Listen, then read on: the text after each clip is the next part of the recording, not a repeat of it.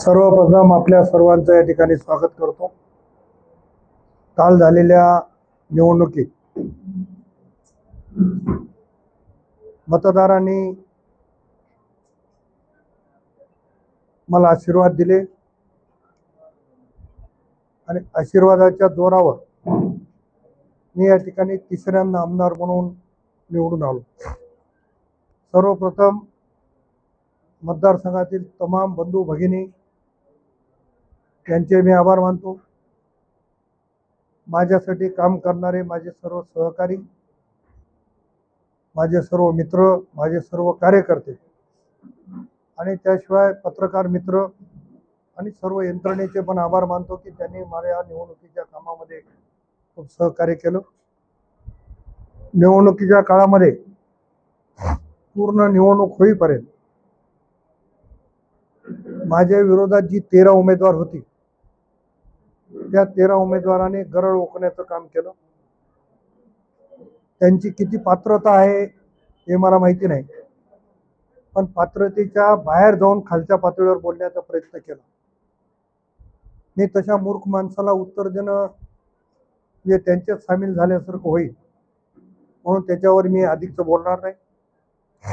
मला विश्वास होता की मला 85,000च्या वर मतदान होईल, पण मला 75,000पर्यंत 74-75,000पर्यंत मतदान आलं।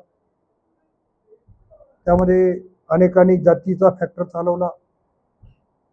जातीच्या फॅक्टरमध्ये काही जणांना यशही मिळालं। ज्यांना जन्मलं तेव्हापासून 5,000च्या वर मतं मिळाली नाही। माझ्या विजयापेक्षा मला आश्चर्य येतं वाटते की अशा मूर्ख माणसाला एवढं मतदान मिळू शकते या मतदारसंघात, याचं मला जास्त आश्चर्य वाटतं। माझ्या विजयामध्ये ज्यांचा सहभाग आहे त्यांचा मी खूप आभारी आहे। निवडणुकीच्या काळात कोणी जरी जातीवाद केला असेल तर मला तुम्ही गेल्या 30-32 वर्षापासून ओळखता। मी मागच्या काळात कधी जातीवाद केला नाही आणि भविष्यातही कधी जातीवाद करणार नाही। माझ्यासोबत सर्व समाजाचे कार्यकर्ते, सर्व जाती धर्माची मंडळी माझ्यासोबत काम करताना होती। त्याच्यामुळे माझा रोष वैयक्तिक कुठल्याही समाजावर नाही। मी मागे जातीवाद केला नाही आणि पुढे जातीवाद करणार नाही। सगळ्या कार्यकर्त्यांना घेऊन चालण्याचा माझा निश्चितपणाने प्रयत्न राहील। मी 24 तारखेपर्यंत भारतीय जनता पक्षामध्ये काम करत होतो आणि 25 तारखेला माझा राष्ट्रवादी काँग्रेसमध्ये प्रवेश झाला। राष्ट्रीय अध्यक्ष आदरणीय अजितदादांनी मला त्या ठिकाणी उमेदवारी जाहीर केली। मी राज्याचे मुख्यमंत्री एकनाथराव शिंदे साहेब, राज्याचे उपमुख्यमंत्री आदरणीय देवेंद्र फडणवीस साहेब आणि राष्ट्रवादीचे नेते उपमुख्यमंत्री आदरणीय अजितदादा यांचे मनापासून मी जाहीरपणाने आभार मानतो। माझ्या आजच्या ह्या पत्रकार परिषदेला उपस्थित तुमच्या प्रणिताताई, स्वप्नील पाटील लुंगारे, तालुक्याचे अध्यक्ष किशनरावजी डफळे, जिल्हा परिषदचे माजी सदस्य बाबूरावजी गिरे, भगवानरावजी राठोड, जफरबाई, सर्वच मंडळी या ठिकाणी उपस्थित आहे आणि अनेक मंडळी बाहेर पण उपस्थित आहे। त्या सर्वांनी अतिशय सूत्र हातात घेऊन या ठिकाणी माझ्या विजयासाठी प्रयत्न केले। खरं तर निकालाच्या दिवशी अनेकांच्या डोळ्यामध्ये जो काही त्रास झाला त्याचे अश्रू येत होते आणि अनेकांच्या डोळ्यामध्ये आनंदाचे अश्रू येत होते। त्या दिवशी मी सर्वांना भेटू शकलो नाही, म्हणून आज सगळ्यांच्या भेटीसाठी मी मुद्दाम इथं आलेला आहे। उर्वरित काही लोकांच्या भेटी राहिल्या, काही कार्यकर्त्यांच्या भेटी राहिल्या, काही ठिकाणी सन्मानानं जाऊन भेटावं लागतं आणि प्रत्येक गावामध्ये माझा जाण्याचा मानस आहे। तेव्हा येणाऱ्या काळामध्ये टप्प्याटप्प्याने सगळ्यांना भेटी घेण्याचा प्रयत्न आहे। आपल्यामार्फत जनतेचे, लाडक्या बहिणीचे, लाडक्या भावाचे, लाडक्या बळीराजाचे आणि लाडक्या कर्मचाऱ्यांचे, सगळ्या लाडक्या लोकांचे मी या ठिकाणी जाहीर आभार मानतो। साहेब, डोळ्या येथील सभेमध्ये व्हिडिओ कॉन्फरन्सद्वारे जे मतदारांना आव्हान केले होते की तुम्ही पाटलांना आमदार करा, मी नामदार, काय वाटतं? असं आहे की निवडणुकीमध्ये म्हणणं नेता असेल, पब्लिक बघून ओघामध्ये पण बोलू शकतो, पण दादा तसे शब्दाचे पक्के आहेत, आपल्याला माहिती आहे।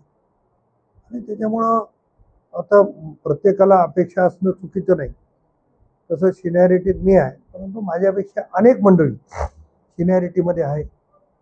आता राष्ट्रवादी काँग्रेसला जागा किती मिळतील, शिवसेनेला किती मिळतील, भाजपला किती मिळतील आणि त्याच्यानंतर कोणाला मंत्री करायचे ठरेल. त्याच्यामुळं मला केलं तरी सृष्टीचा आभार आहे, नाही केलं तरी आभार. आपले काही कार्यकर्ते उपोषणाला बसलेले आहेत, आपल्याला मंत्रिपद मिळावं म्हणून. या कार्यकर्त्यांविषयी काय सांगा? नाही, कार्यकर्त्यांचं उपोषण रात्री मी उठवलेलं आहे. त्यांनी अन्नत्याग करायचा निर्णय घेतला होता आणि मला वाटते 2 दिवस त्यांनी अन्नत्याग केला. कार्यकर्त्यांच्या भावना आहेत की एवढे वर्षापासून आपण काम करतो सोबत आणि आपल्या नेत्याला, आपल्या सहकार्याला मंत्रिपद मिळालं पाहिजे, ही त्यांची काही भावना चुकीची आहे असं मला वाटत नाही. परंतु त्यांच्या भावनेचा विचार देखील पक्षश्रेष्ठी करेल. एकंदरीत साहेब, तुम्ही सर्वच वरिष्ठांच्या भेटी घेतलेल्या आहेत, भाजप असेल, राष्ट्रवादी असेल, तर तुम्ही ज्या भेटी घेतल्या त्या भेटीमध्ये म्हणजे नेमकं तुम्हाला काय वाटतं की मंत्रिपदाची ऑफर तुम्हाला भेटली? असं आहे, निकाल लागला, दुसऱ्या दिवशी मुंबईत गेलो. आदरणीय अजितदादांनी बैठक बोलवली होती. त्यांनी सर्वच विजयी उमेदवारांचं त्या ठिकाणी स्वागत केलं. त्यानंतर मी देवेंद्र फडणवीस साहेबाकडे गेलो. त्याने देखील सर्वच विजयी उमेदवाराचं स्वागत केलं. माननीय मुख्यमंत्री महोदयांची माझी भेट झाली नाही, पण माझी उद्या परवा त्यांची भेट. मीडियाच्या माध्यमातून सर्वच भेटले समोर आला, करून मीडियाच्या माध्यमातून मंत्री पदाची संधी भेटण्याची शक्यता असल्याचं दर्शवले जाते. त्याच्यामुळे आहे का?